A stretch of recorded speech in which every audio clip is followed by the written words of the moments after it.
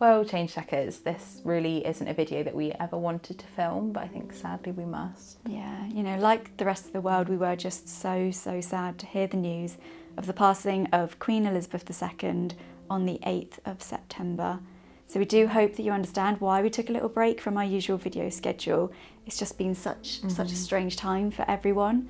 And I think we've all been impacted by this news in some way. You know, she's been present in every single person's life in some capacity.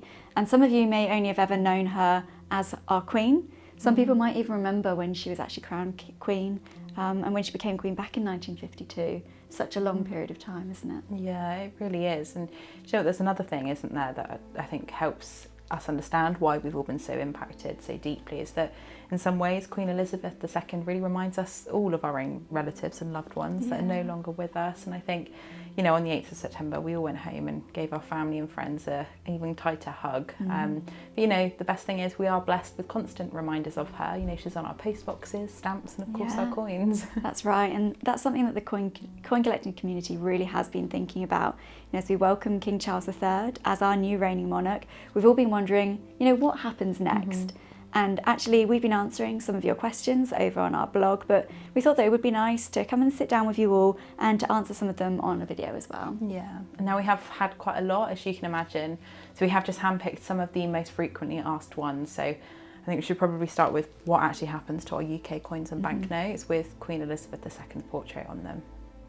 So we know that currently there are around 29 billion coins and about 4.5 billion banknotes that feature the portrait of Queen Elizabeth II. So that is a really huge number to be in circulation, and I really don't see that they would disappear anytime soon. It's going to take a long time for them to be sort of phased out. I think that is exactly true. Like, we haven't had a change of monarch since 1952. And I think the biggest change in seeing Queen Elizabeth's portrait on our coinage actually came within decimalisation. So unless we have a huge shake-up of our currency, I can't imagine a situation where we are going to start just seeing King Charles III coinage, you know, kind of replacing Queen Elizabeth. So I think it will be a really long process, as you say. Yeah, there's definitely going to be a time where we'll see both portraits circulating together. You know, that is sort of what's been seen in the past as well, pre-decimalisation. So in fact, for collectors, quite a unique time when that new portrait will start appearing in our change. Yeah, and I think that's going to be a very, I don't want to say interesting, it doesn't seem right, but peculiar time. Like you say, you know, it's going to be interesting for collectors. We're going to see two different obverse designs circulating amongst each other, but having King Charles' portrait on our coins for the first time is going to be a really poignant moment in history, and that's the same for our banknotes and our stamps. But having that first coin enter circulation is going to be a really pivotal moment in the coin collecting community, and one to really look out for. Definitely, it really will. It will be different seeing that portrait on UK coins. It will be very, very strange. I think we've all grown so accustomed to it, you know, certainly for the majority of us in our lifetimes, that's all we've ever known is seeing the Queen's portrait on our coins and on our banknotes as well. And I think that could potentially be an even longer process than it would be with coins. You know, the Bank of England only finished introducing the polymer banknotes very recently. We've seen the £5 all the way to the £50 being updated to that polymer, whereas they used to be paper. So I think to change all of those would be a really, really long process. It really will. It's taken on average, I think, about 16 months for each denomination of the paper banknotes to get withdrawn from circulation. Of course, the £20 and the £50 paper banknotes are getting withdrawn officially. They lose their legal tender status on the 30th of September this year, despite being issued a couple of years ago. So that is a really long time. That is very telling, and that's just because they changed the specification of the note. So by the time that we have a new portrait of His Majesty, who knows how long that's going to really take. I think, unfortunately, it's going to be a situation where only time will tell. Yeah, that's right. And, you know, like you say, we'll be waiting for that new portrait. That will need to be commissioned and that will need to be approved by His Majesty. So we don't know yet when we'll see that new portrait on our coins and on our banknotes. But as you say, it will feel very peculiar, I think, for us to see that. It will be interesting for collectors, but it will also be sad, and I think we will miss seeing Queen Elizabeth's portrait. You know, it's something that we've come to know and be so familiar with. The second question that we're going to be answering today has actually been asked a few times, but specifically regarding what you need to do with your Queen Elizabeth II coins and banknotes. I think this is a really prominent one, and actually quite a few people have been concerned that they need to get rid of them, they need to have them into the banks, and I think it's really important that we kind of clarify that for you all today. Historically, coins with previous monarchs' portraits have been in really high demand. They have been because they're limited. You're never going to see them again, unfortunately, the issue. Yeah. So there is always a question about whether you hold on to them or you sell them. It's a very strange time. Unfortunately, we are seeing things be put on the secondary markets for extortionate prices, really. Yeah. So always do take caution, as we always say. But on the whole, I think we'll agree that we never usually would recommend you sell your coins. I would always keep hold of them, whether you're going to pass them down for generational purposes. What an amazing time capsule to pass down to your family. That's personally what I'm going to be doing, and what I know a lot of my family and my friends will be doing. But I think that would be my advice. Yeah, and I think we'll see a lot of collectors now starting to really hold on to their Queen Elizabeth II coins, probably looking to build up those collections and fill all the gaps in, to say that you have a complete collection of coins issued throughout Her Majesty's 70-year reign. She is our longest reigning monarch. To have that collection is something extra special, and I think lots of people are now going to be on the lookout for those coins. So yes, we are going to see secondary market prices really go up. We're going to see perhaps a lot more swapping in the community as people really do try and find those coins that are missing from their collection and hold on to them, because they are treasured keepsakes. It's like, say, a time capsule, really marking an incredible reign. And as we touched on, these are still legal tender coins. They will still continue to circulate for some time now, as we start to gradually see the new monarch's portrait introduced in perhaps the near future. So a time really for collectors to be looking out for the different coins that they can find. We are going to be updating our eBay tracker. We're going to have a look at some of the most popular Queen Elizabeth II coins and what they're selling for on the secondary market, to give you some sort of indication. But I think that's going to be something that's going to change a lot over the coming few weeks and months. And at the moment, yes, we've seen quite a big spike, haven't we? Yeah, it's been really up and down. As you can imagine, like Rachel said, people rushing to fill gaps in their collections, and even collectors that actually now are looking to start a whole new collection of King Charles III coinage. So if you are one of the collectors that's looking to buy or sell to fill the gaps in your collections, or sell your collection on, please do take caution. As always, you can use our eBay buying and selling tips, and you can even use our 6-point guide to valuing your own coins. So just making sure that you are really paying what is worth paying, and equally, and you're making sure that you're having a fair sale too. So it's always worth keeping an eye on those blogs. But like Rachel said, we'll update our eBay tracker on some of the most key coins issued throughout Queen Elizabeth II's reign that we've noticed particularly have been generating a lot of interest on secondary market sites. So do keep an eye out for that. But on the whole, I think to answer that question and what you should do with your collections, I think it's very personal. If you want the time capsule element, if you want to have that collection for life to pass down to your family, then keep hold of them. They're not ever going to lose their value. They're always going to be sentimental value, and obviously their monetary value too. So let us know in the comments below what are you thinking of doing, because it's interesting for other collectors to hear a different perspective too. So the next question that we're going to take a look at is, when will King Charles III's portrait start to appear on circulating coins? Which is a great question. I think it's probably one of the top ones that many people have been asking. And unfortunately, it's not a question that we have a straightforward answer for. I think we're all sort of eagerly awaiting any news of what happens next. It's been a question on many people's lips, but we do know that our coinage will change, and we will begin to see a new portrait of our new monarch appearing on our UK coins. Yeah, it's going to be a big moment, I think, for all of us when news of that is confirmed.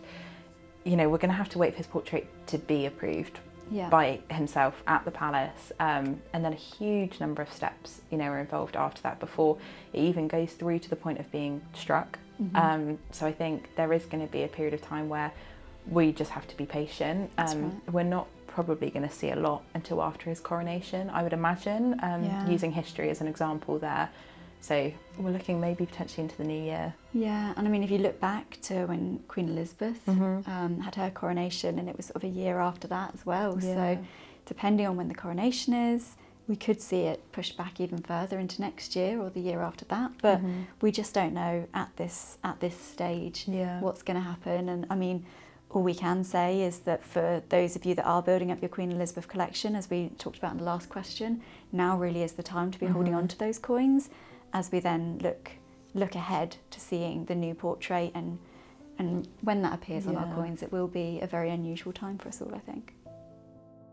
Now, our next question is closely linked to the one that we have just answered, and that is something that I think has been speculated quite a lot online. I know I've certainly seen quite a lot of news articles about this, in high speculation in what direction King Charles III will be facing when we eventually do see him on our coins and our banknotes and our stamps. But I think we start with coins, which is probably the most interesting, I'm going to say, the interesting story here, because there is centuries of tradition backing up a suggestion that he might face the opposite direction to Queen Elizabeth. And that tradition actually dates all the way back to James II, where the monarch faces the opposite direction to the previous monarch before them. And that has only ever changed once during Edward VIII's reign. And obviously we all know how history went down there. It was a very, very short time. Very few coins were even struck, let alone entered circulation with the portrait going the opposite way, which is why now we've reverted back to historic tradition. So Charles may face left. Yeah, that's it. And it will be very unusual seeing the monarch face to the left. We've seen previous coins with a reverse design featuring Prince Charles issued for some of his birthdays. And in some of those, he's been seen facing to the right, the same way as his mother. But it will be interesting when we do have the confirmed portrait, the actual one that's going to be on the obverse design of our UK coins.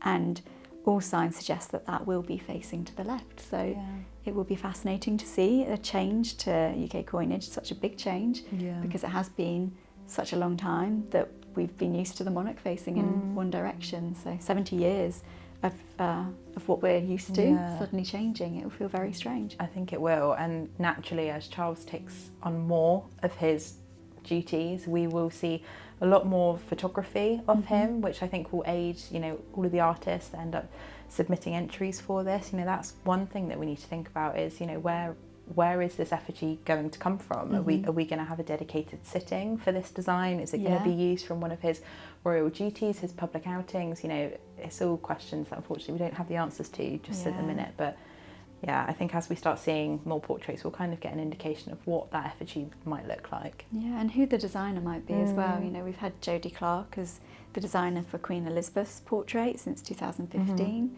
So will Jodie be asked to then continue that and to create this new portrait, or will we see a new designer specially commissioning this design? They might open up a competition like they did with Jodie Clark. That's how he ended up designing the portrait, the fifth portrait of Her Majesty Queen Elizabeth II. So very well may follow that too, or it might just be a particular artist that His Majesty prefers and that he really admires. So again, only time will tell, really, won't it? Yeah.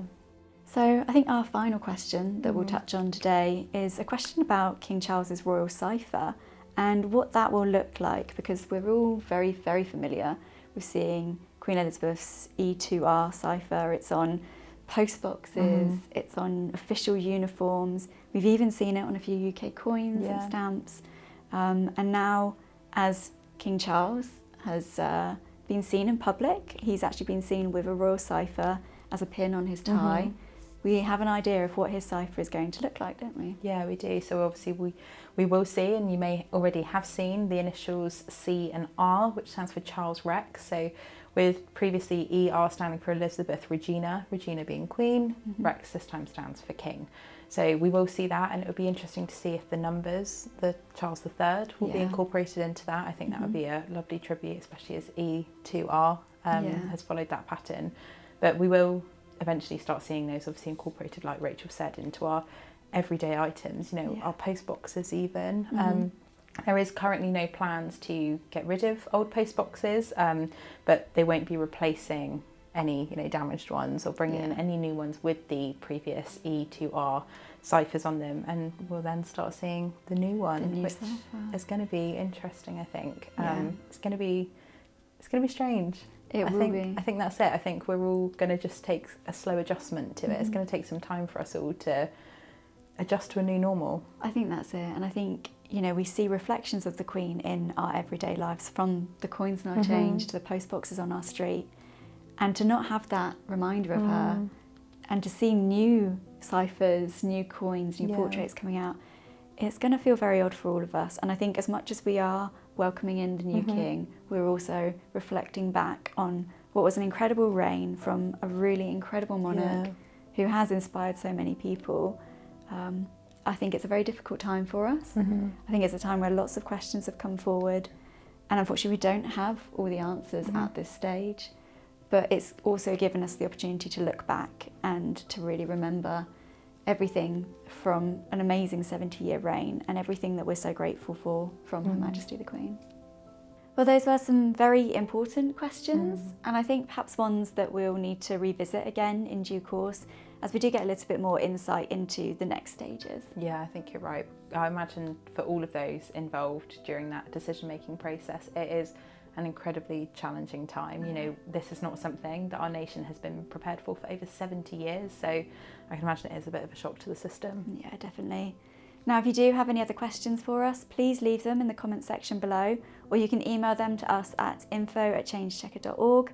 We will do our best to get back to you as soon as we possibly can. Thank you so much for joining and for your continued support. You know, we do look forward to getting back to our normal routine, but I think if you don't mind just bearing with us, just as we hold the royal family in our thoughts at this very difficult time.